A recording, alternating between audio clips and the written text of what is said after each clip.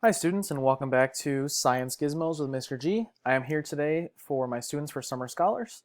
We're going to be working on our gizmo for today for July 14th, which is our energy conversions. Yesterday we worked on our circuit builder, looking at how electricity flows within circuits and electronics, but today we're looking at how energy flows within our natural world, within things like our environment, all over the planet. And it's not going to be just electricity, it's going to be many different ways that energy moves. So I'm going to launch this and we'll dive right into this today and go from there.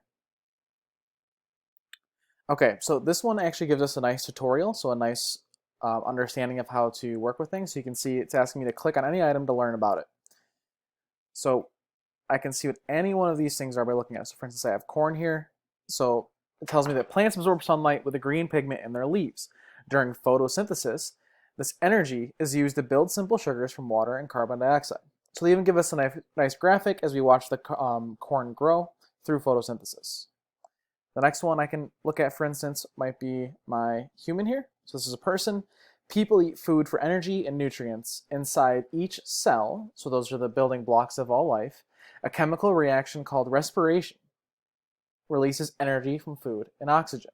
So respiration is just when we breathe. Our chickens eat food for energy and nutrients. Inside each cell, a chemical reaction called respiration releases energy from food and oxygen. So you'll notice that even though chickens and humans are very much not alike, we absorb and use energy in the exact same ways because we're living. We can look at our sun up here. In the sun's core, hydrogen, so that's one of the elements, is changed into helium, which is a different element, by a nuclear reaction. This produces heat and light. So heat and light are two different kinds of energy. And you can see that it comes into the air. So the sunlight, the energy, the heat and light produced by the sun goes into the air, and sunlight warms the Earth's surface, which radiates heat and causes air to warm up. Pockets of warm air rise and cooler air rushes in, creating wind. So we have things like our river and everything else. So we can also do our path mode. So we can start with the sun, and we know that the sun might go to the air, which will go to our windmills, which then might go to our light.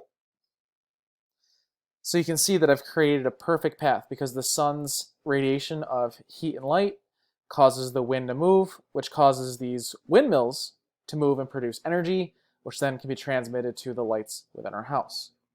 And there's many, many different paths that you can make in this. For instance, I can do one with the dam here, with the river flowing to also create energy. There's also the food from the sun. There's 100 different ways. Well, 100 is an exaggeration, but many number of ways that you can create paths. So once you've gone through this and experimented and seen the different ways that energy moves, feel free to come down here and complete your assessment. So after you complete your assessment, I can see who has and who hasn't completed it, and this is how I'm going to mark your participation for Science Gizmos. I hope this helps. I hope you guys enjoy playing around with this and learning a lot. I'm sure there's lots of things, for instance, like Bill Nye has a very similar one that you can find on YouTube. There's a number of resources you can find on National Geographic and a number of other websites with your Chromebook if you have more interest. If you have any questions, please reach out. If not, I will see you guys tomorrow.